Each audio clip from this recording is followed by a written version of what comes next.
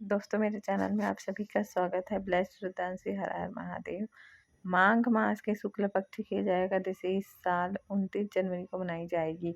भगवान विष्णु को यह व्रत बहुत प्रिय है। ऐसा कहा जाता है कि इस व्रत को रखने से ब्रह्म हत्या का पाप भी क्षमा हो जाता है, पिशाच योनि से भी मुक्ति मिलती है। इस दिन चावल नहीं खाया जाता है। पूरे दिन व्रत करके फलाहार कर सकते हैं और अगले दिन द्वादश को व्रत का पारायण किया जाता है। भगवान श्री कृष्ण ने माघ मास के शुक्ल पक्ष की एकादशी का महत्व बताया है। इस साल जया एकादशी के दिन बहुत ही शुभ योग बन रहा है। जया एकादशी की कथा इस दिन जरूर पढ़ी जाती है।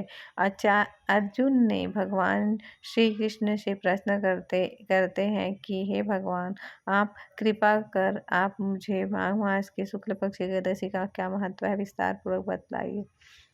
माघ शुक्ल पक्ष की एकादशी में किस देवता की पूजा करनी चाहिए तथा इस एकादशी व्रत की कथा क्या है, उसके करने से किस फल की प्राप्ति होती है, शीघ्र बताइए। भगवान श्री कृष्ण कहते हैं माघ मास के शुक्ल पक्ष की एकादशी को जया एकादशी कहते हैं। भगवान श्री कृष्ण ने कहा है कि यह तिथि पापों को हटने वाला है। इस एकादशी का व्रत करने पर मनुष्य को कभी भी प्रेत योनि में नहीं जाना पड़ता है। इसकी कहानी इस प्रकार है। एक समय की बात है, स्वर्गलोक में देवराज इंद्र राज्य करते थे। देव गण परिजात वृक्षों से भरे हुए नंद वन में एक बार अप्सराओं के साथ घूम रहे थे। नंदन वन में उत्सव का आयोजन हो रहा था। इसमें देवता, ऋषि, मुनि सभी मौजूद थे। उस समय गंधर्व गा रहे थे तथा गंधर्व कन्या नृत्य कर रही थी। इंद्र गंधर्व के नृत्य का आनंद ले रहे थे। उसमें गंधर्व गान गा रहे थे जिसमें पुष्पदंत, चित्रसेन और उसका पुत्र, ये 3 मुख्य कलाकार थे। चित्रसेन की पत्नी का नाम मालिनी था। मालिनी से एक कन्या उत्पन्न हुई थी जो पुष्पवती के नाम से विख्यात।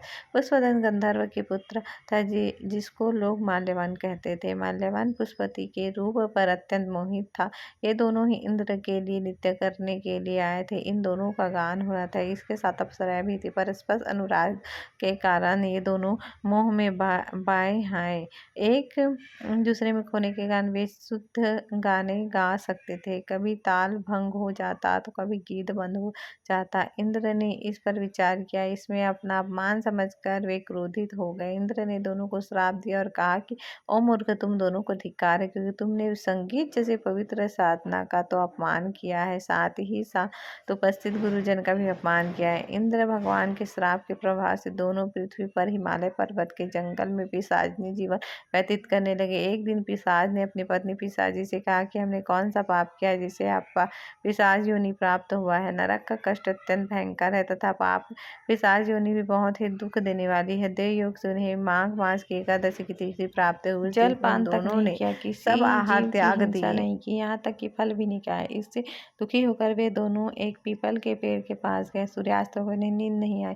वे रतिया और कोई सुख भी नहीं पा सके। सूर्योदय हुआ। द्वादश के दिन आए। उन पिशाचों के द्वारा जया के उत्तम व्रत का पालन हो गया। उन्होंने रात में जागरण भी किया। इस व्रत के प्रभाव से तथा भगवान विष्णु के इक्त से उन दोनों की पिशाचता दूर हो गई। पुष्पवती और माल्यवान अपने पूर्व जन्म में आ गए। वो दोनों मनोहर रूप धारण करके विमान पर बैठे और स्वर्गलोक में चले गए। महादेव इंद्र के सामने जाकर दोनों ने बड़ी प्रसन्नता के साथ उन्हें प्रणाम किया। माल्यवान बताया कि भगवान वासुदेव की कृपा और जया एकादशी के व्रत से हमारी पिशाचता दूर हुई है। इंद्र ने कहा कि तो अब तुम दोनों मेरे कहने से सुधापान करो। जो लोग एकादशी के व्रत में तत्पर और भगवान श्री कृष्ण के शरणागत होते वे हमारे भी पूजनीय होते हैं। भगवान श्री कृष्ण कहते हैं कि इसलिए सभी एकादशी का व्रत करना चाहिए। यह एकादशी ब्रह्म हत्या का पाप भी दूर करने वाला है। इस महत्ता के पढ़ने और सुनने से अग्निष्टम ज्ञान यज्ञ का फल मिलता है। इस प्रकार एकादशी व्रत करने से सभी लोग का जीवन